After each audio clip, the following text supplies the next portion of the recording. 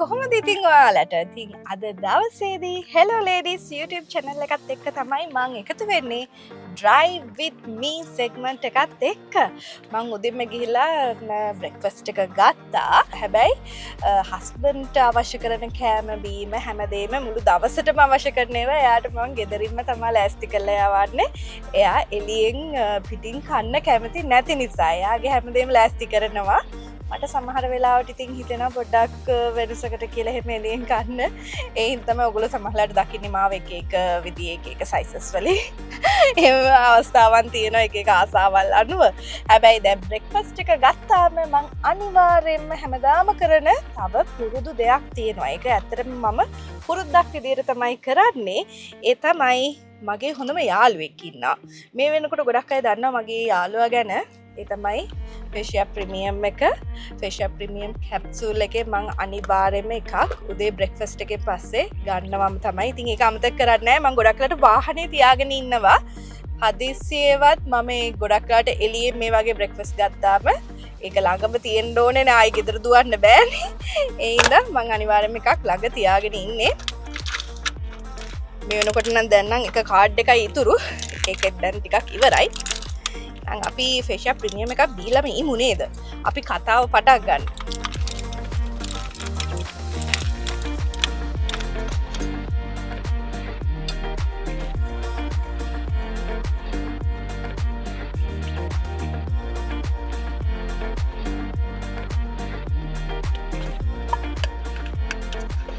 ඔන්න දැන් තමයි මගේ දවසේ වැඩ කටයුතු ආරම්භ කරන්න පුළුවන්. ඒ වගේම තමයි අනිවාර්යෙන්ම මෙයාවත් ඕනේ. මයි තමයි ෆේෂියා ඩේ ක්‍රීම් එක. ඉතින් මං ෆේෂියා ඩේ ක්‍රීම් එකත් කාර් එකේ තියාගෙන ඉන්නවා. මොකද උදේ දවල් කාලේදී අපි එළියට යනකොට මොකද මේකේ සන්ස් ප්‍රොටෙක්ෂන් එකක් තියෙනවානේ. ඉතින් ගෙදරදී හදිසියවත් ගහගෙන යන්න අමතක වුණොත් වාහනේ තියෙන හින්දා මට කිසි ප්‍රශ්නයක් නැහැ. බය නැතුව අවුවට යන්න පුළුවන්. දැන් අද දවසේදී වැඩ ගොඩක් තියෙන හින්දා මං හිතනවා මේක ඇප්ලයි කරගෙන යන්නේක හොඳයි කියලා.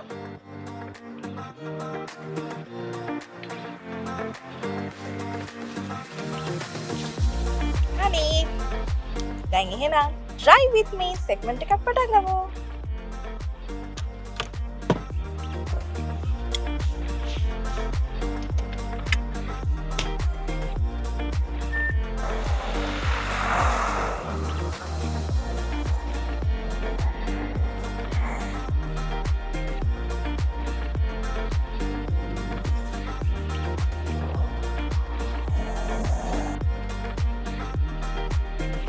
නම් පොඩි වැස්සකුත් තිබ්බා. ඒ වගේම ට්‍රැෆික් එකක් තියෙනවා. මේ නුගේ ගොඩ පැත්ත ටිකක් ට්‍රැෆික් එක තියෙනවා. මේ දවස්වල ඇත්තට මගේ අලුත්ම ජොබ් එක තමයි ඇත්තටම ඩ්‍රයිවිං. මම හිතන්නේ ඒක ගොඩක් අය දන්නේ නැති එක. මොකද මට සාමාන්‍ය ෆ්‍රී ටයිම් එකක් හම්බුනාම අනිවාර්යෙන් හස්බන්ඩ්ගේ කෝල් එකක් එනවා. එයාව ක්ලාස් එකෙන් පික් කරන්න, එතකොට ඊළඟ ක්ලාස් එකට ඩ්‍රොප් කරන්න, ඔය වගේ. ඉතින් අද උදේත් ඒ වගේ තමයි. එයාව මේ ක්ලාස් එකෙන් පික් එයාව ක්ලාස් එකෙන් ඩ්‍රොප් කරලා ඉවර වෙලා තමයි මම ওই චුට්ටක් ගියේ තනියම කැෆේ එකට. දැන් ඉතින් එයාගේ ඊළඟ පන්තිය ඉවර වෙනකන් මට වැඩ ටිකක් තියෙනවා කරගන්න. ඒ ටිකත් කරන ගමම්ම යාගේ ටයිම් එක ඕකේ වෙනකන් අද වැඩ ගොඩාක් තියෙනවා. ඇත්තටම මේ දවස්වල ප්‍රෝග්‍රෑම්ස් ටිකක් තියෙනවා. ඒ හින්දා ඒකේ ඇඳුම් වගේක් හදන්න දීලා තියෙනවා. ඒ ටික ගන්න යන්න තියෙනවා. ඒත් එකම ලොන්ඩ්‍රි දාලා තියෙනවා. ඒ ටික පික් කරන්න යන්නත් තියෙනවා. වෙලාවක් තිබුණොත් අපේ ගෙදරටත් චුට්ටක් ගිහිලා හයි එකක් දෙන්නත් ඕනි. අම්මලත් බලාගෙන ඉන්නවා ගෙදර එනකන්. සාමාන්‍යයෙන් මං අපේ ගෙදර යන්නේ සෙනසුරාදා දවසට. සෙනසුරාදාට මොකද හස්බන්ඩ් ක්ලාසස් තියෙන්නේ කොහොල. ඉතින් අර කොහොල ක්ලාසස් තියෙනකොට මං එයාව එදාටත් ක්ලාස් එකේ උදේට ඩ්‍රොප් කරලා ඒ දවසේදී අම්මලත් එක්ක දවස් ඉඳලා එයාට ක්ලාසස් ඉවර වෙන්නේ එදාට 5ට එයාව ආයි ගන්නවා එතන ක්ලාස් එකෙන්. ඊළඟට ආයි එයාව ගිහලා ඩ්‍රොප් කරනවා අනිත් ක්ලාස් එකට කොල්ලුපිටියේ තියෙන. ඊට පස්සේ ආයි රෑ 8ට එයාව පික් කරන්න එනවා. ඒක තමයි මගේ සැටර්ඩේ සාමාන්‍ය නෝමල් ෂෙඩියුල් එක වෙන්නේ. ඉතින් ඒ වගේ තමයි සතිය දවස්වල සාමාන්‍ය ෆ්‍රී එකක් තිබුණා. මං ගොඩක් වෙලාවට පාරේ තමයි ඉන්නේ. බැලුවොත් පාරේ ඉන්නේ. මං හිතන්නේ මගේ ඩ්‍රයිවිං ගැන මට වඩා දැන් ගොඩක් මගේ ෆෑන්ස්ලා දන්නවා කියලා මං හිතනවා. මොකද හස්බන්ඩ් මේ කාලේ ප්‍රෝග්‍රෑම්ස් වලට ආවම මගේ ඩ්‍රයිවිං ගැන ගොඩාක් ප්‍රෝග්‍රෑම්ස් වල කියලා දෙනවා. ඒ හින්දා මම හිතන්නේ ගොඩාක් අය ඒක ගැන හරියට දන්නවා. මොකද මේ ඒකට ගොඩක් අය කියලා දෙනවා. මාව හම්බ වුණාවත් ගොඩක් අය අහනවා. දැන් කොහොමද එහෙම කියලා. මොකද මගේ ගොඩක් අය දන්න දෙයක් මගේ පළවෙනිම බර්ත්ඩේ ගිෆ්ට් එක කියන්නේ පළවෙනි කියන්නේ මැරි කරාට පස්සේ හම්බෙච්ච බර්ත්ඩේ ගිෆ්ට් එක තමයි මිනි කූපර් කාර් එක. ඉතින් මට බර්ත්ඩේ ගිෆ්ට් එක විදියට එක හම්බුණාට පස්සේ තමයි අතට මම ඩ්‍රයිවිං ලයිසන්ස් ගන්නෙත්. ඉතින් මං ලර්නර්ස් යන්නෙත්. මොකද ඒ වෙනකම් මට ඇත්තටම ඩ්‍රයිව් කරන්න අවශ්‍යතාවයක් තිබුණේ නැහැ. ඒ කාලේ තාත්ති තමයි ඔක්කොම ඒවට මාව එක්කන් යන්නේ එක්කන් එන්නේ. ෂූටින් යනකොට නම් ෂූටින් ට්‍රාන්ස්පෝර්ට් එකේ යනවා. ඉතින් ඉස්කෝලේ ගියෙත් ඉස්කෝලේ ගියේ ස්කූල් වෑන් එකේ. සමහර දවස්වලට ආෆ්ටර් ස්කූල් තියෙනකොට තාත්තා තමයි එක්කන් යන්නේ එක්කන් එන්නේ. ඉතින් මට ඉතින් ඩ්‍රයිව් කරන්න උවමනාවක් තිබ්බෙම නැහැ. ඉතින් මම ඩ්‍රයිව් කළාම නැහැ අතරම මැරි කරනකම්. හැබැයි මැරි කරාට පස්සේ හස්බන් මං හිතන්නේ ඒක බර්ත්ඩේ ගිෆ්ට් එක විදියට එයා මොලේ කල්පනා කරලා අරන් දුන්නේ මට ඇත්තටම මේ විදියට හැමදාම මේ ජොබ් එක කරගෙන යන්න තමයි. මොකද එයා ඇත්තටම ගොඩක් බිසි. එයා දැන් මට ඒක ගිෆ්ට් එක විදියට දුන්නේ හින්දා මම දැන් පාරේමයි. නැත්තම් මට ඇත්තටම ඩ්‍රයිව් කරන්න අවශ්‍යතාවයක් තිබුණේ නැහැ. ඒ හින්දා මම ලයිසන්ස් ගත්තේ නැහැ. හැබැයි ගිෆ්ට් එකක් විදියට හම්බුනාට පස්සේ තමයි මම ලර්නර්ස් ගිහිල්ලා ලයිසන් ගත්තේ. ඇතරම ලර්නර්ස් යනකොටත් ඇතරම මගේ ගුරා වෙන්නේ මට ඩ්‍රයිවිං උගන්වන්නේ මගේ අයියා. ඉතින් අයියා තමයි මට මුලින්ම ඩ්‍රයිවිං ඉගැන්නුවේ. හැබැයි මම ෂූටින් වලට ඒ කාලේ ඩ්‍රයිව් කරලා තිබුණා. ඔටෝ ගිය තමයි පුළුවන්. මැනුවල් නම් මම ඇත්තටම ප්‍රැක්ටිස් කරෙත් නෑ. ඔටෝ ගිය තමයි මම ලයිසන් එක ගත්තේ. ඉතින් මගේ ගුරා වුණේ අයියා. එයා තමයි මට ඩ්‍රයිවිං ඉගැන්නුවේ. දැන් සමහරලාට මං හිටපු ගමන් අපේ අයියටත් උගන්වන එක වෙනම කතාවක්. ඉතින් මොකද දැන් ගොඩක් වෙලාවට ඩ්‍රයිව් කරන එක දැන් ජොබ් එකක් විදියටම කරන්න වෙලා තියෙන හින්දා මං හිතන්නේ. අයියට වඩා මං හිතන්නේ දැන් ගොඩක් මම ඩ්‍රයිවිං ගැන දන්නවා කියලා හිතන් ඉන්නවා. එහෙම නෑ ඇත්තටම අපි ගොඩක් වෙලාවට ගෑනු ළමෙක් විදියට ඩ්‍රයිවිං ඒ කියන්නේ ඩ්‍රයිව් කරන්න ඉගෙන ගන්න එක ගොඩක් හොඳයි. මං හිතන්නේ සමහර අය ඩ්‍රයිවිං ලයිසන් එක ගන්නේ අර ආසාවට. එහෙම නැත්නම් ඩ්‍රයිවිං ලයිසන් එකක් තියෙන එක හොඳයි කියලා හිතලා. හැබැයි ඒක යූස් කරනවා හරි අඩුයි. ගොඩක් වෙලාවට අතර හැමෝටම වෙහිකල්ස් නැති වෙන්න පුළුවන්. හැබැයි අපි ඩ්‍රයිව් කරන්නේ නැතුව ඉන්නකොට අපිට ඒක ප්‍රැක්ටිස් එකක් නැතුව යනවා. ඉස්සර නම් හස්බන්ඩ් කියනවා මම පාරේ යනකොට ඇත්තටම පාරේ එක වාහනයක්වත් යන්න බෑ කියලා. මොකද මේ ගොඩක් පාරේ යන අයට බැනුම් අහන්න වෙනවා කියලා.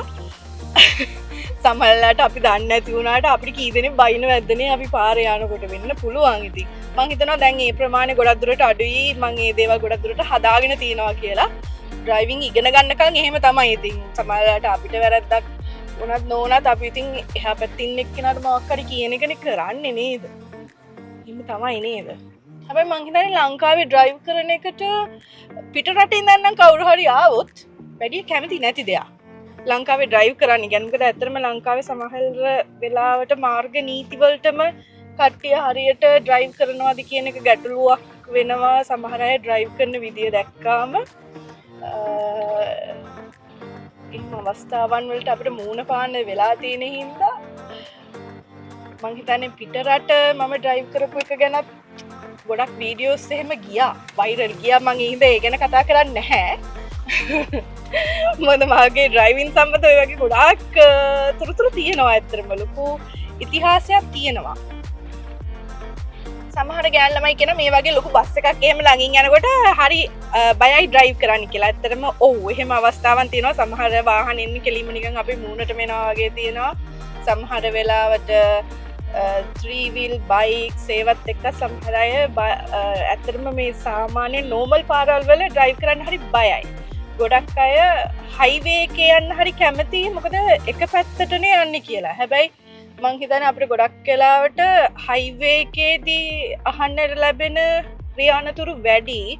මොකද ඒකෙදී අපිට එහෙම අහන්න ලැබෙන්නේ ගොඩක් වෙලාවට ඒ නීති රීති වලට අනුකූල නොවන විදියට ක්‍රියා පැදෙවුවොත් ඉතින් ජීවිත අනතුරු වලට මුහුණ පාන්න වෙන අවස්ථා අපි අහලා තියෙනවා.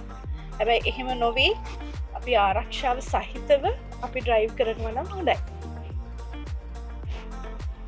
ඉතින් අද ඔයාලා drive with me segment එකත් එක්ක එකතු වෙලා මාත් එක්ක මේ වගේ ගමනක් ආවා. ඉතින් ඒ ගමන අතරතුරදී අපි ගොඩක් දේවල් කතා කරා.